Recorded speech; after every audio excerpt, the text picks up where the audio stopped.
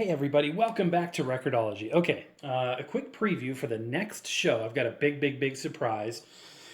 This past weekend, I was up in Boulder, Colorado for the 10th annual World War II or 1940s era World War II ball. And the Glenn Miller Orchestra was up there, a bunch of World War II aircraft, air show, all kinds of tanks and trucks, and got to meet a very special celebrity, which we got all that on camera.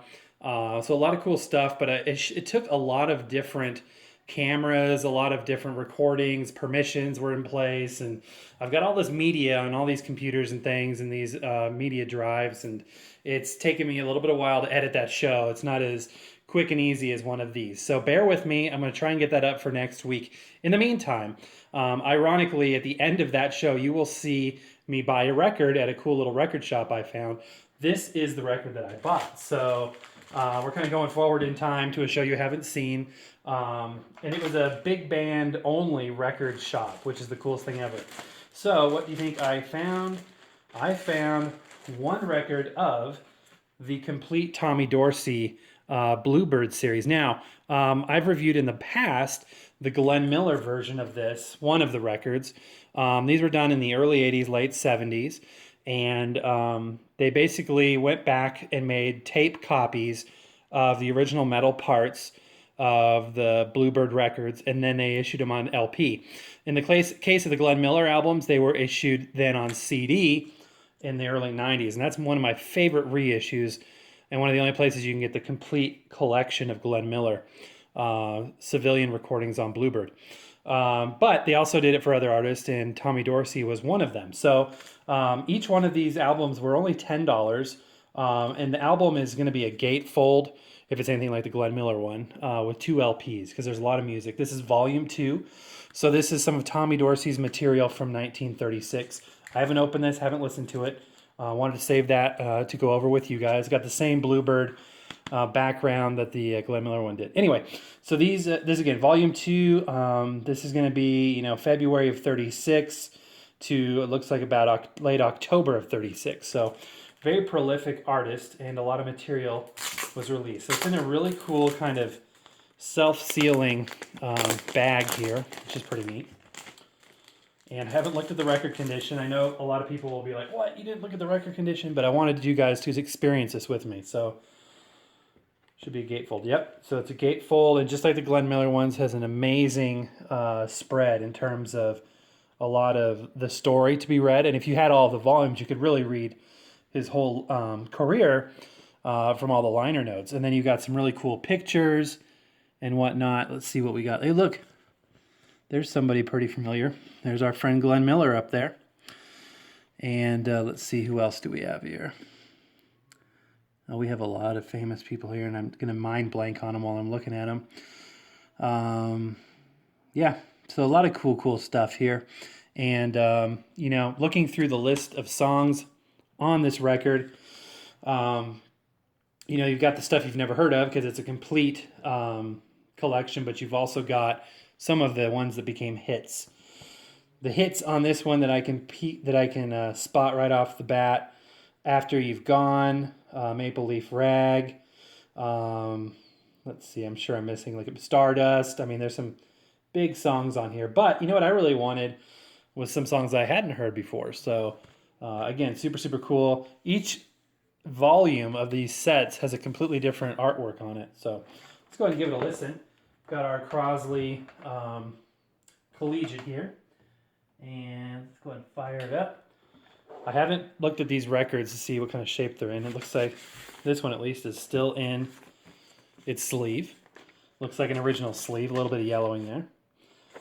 And let's go ahead and pull this bad boy out. All right, everybody, I'm doing it the right way, I think. Oh, look at this. I love this label. Let's take a close look at that. That blue and gold kind of muted colors. Bluebird, electrically recorded. Now, back in the day, and I think we've talked about this somewhat. Oops, sorry.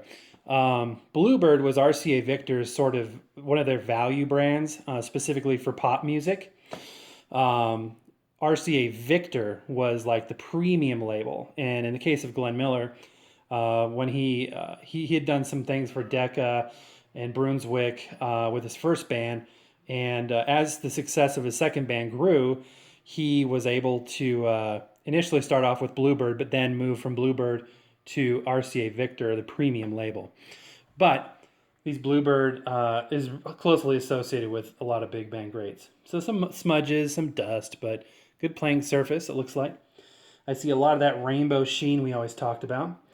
This is a 1977 release, so they must have done the Tommy Dorsey ones before they did the Glenn Miller. Typical for a 70s RCA pressing, it's thin. It's pretty thin, I'm not going to lie. I don't see any warpage that's visual, but we'll see once we get it on the turntable. And let's just start at, the beginning of this side. This is, when you've got a record collection that's more than one disc, you start referring to each side as a face.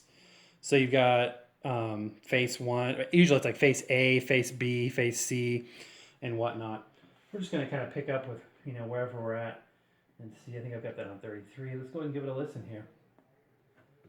See what we got. Should be good. 1936, Tommy Dorsey.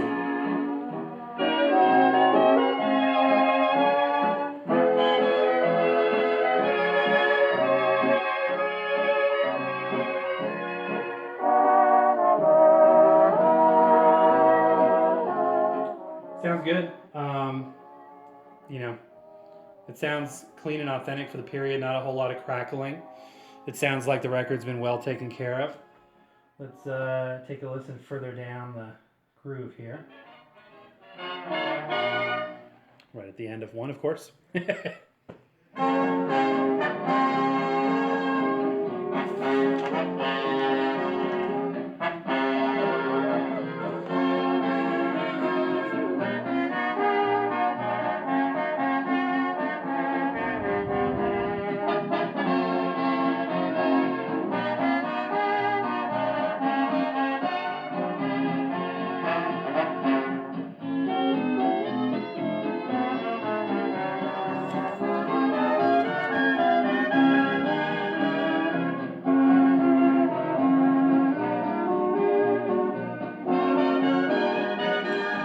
This is really interesting. Look at the bottom of this. Oops. Let's say hello to focus. Okay. Public performance clearance. ASCAP accept. What? And then there's an asterisk. PD. I wonder if some of these are public. That's got to be public domain. Interesting. There was a big ASCAP BMI strike in the early 40s that prevented them from releasing certain music. But what they would do is they would just go back and, Mary Had a Little Lamb, stuff like that. They would take nursery rhymes and public domain content and record it. But it seems a bit early for that. It's interesting. All right, let's look at this other disc here. Super cool collection. And $10, they had everything. They had everything you can imagine at this place. I was like a kid in a candy store. And, $10 for these kind of records. There's some that were, I think 10 was the cheapest, now that I think about it. But they had box sets for like 25. They had a Red Nichols 78 RPM box set with a bunch of Glenn Miller stuff that was super rare for $25. Super, super neat. But again, this record looks like it's in pretty good condition. It's got some, it's not really showing it, but it's dirty. It needs a wash. It's got some mild surface abrasions where it just looks like it's been rubbed. It's been put in the case without a slip cover or something, which is, frustrating, but it's pretty light.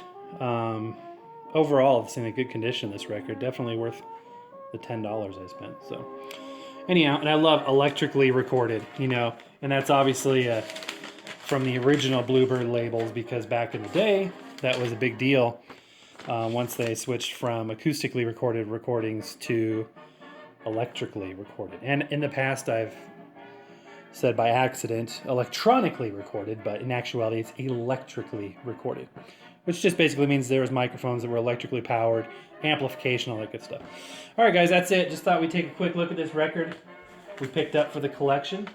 Probably seeing more of it down the road. Quite a steal for $10, I think. I mean, this is a beautiful record. They just had everything you can imagine. Just super rare stuff, common stuff. Ironically, the Glenn Miller stuff sold out before I got there. This thing goes to like 1 in the morning. and I was there until about 10:30, 11. And by 11, all the Glenn Miller had sold out because they had the Glenn Miller Orchestra there. They had the, I think it's called the Hot Tomatoes Swing Orchestra, which is a local Denver band up there. They had a Frank Sinatra impersonator. It was about 4,000 people. This event was sick. It was awesome. Anyway, you'll get to see it next week on the show. They do it this time every year. They also do a Christmas themed one in December called the White Christmas Ball, which is an indoor thing. It's smaller. I haven't been to it, but this is the big deal. This is a Glenn Miller full-blown concert, and this one was really neat. I'm going to be a little teaser. They actually interrupted the concert with air raid sirens, and they had authentic World War II air raid sirens there. And we got the camp that we were at was bombed, quote unquote, by some German forces and stuff. It was really cool. It was awesome. So anyway, look forward to sharing that with you again. I've got a lot of editing to do, so hopefully I'll get that done in the next week. As soon as I get it done, I'll post it. I wouldn't expect it any sooner than this weekend, and in all likelihood it'll be this time next week. So, all right, guys, happy record hunting. Hope you found some treasures lately. I hope your summer's going great. As always, I appreciate you being there. Please hit subscribe if you haven't done so already. And we will see you next week, guys. Happy record hunting. See you next time.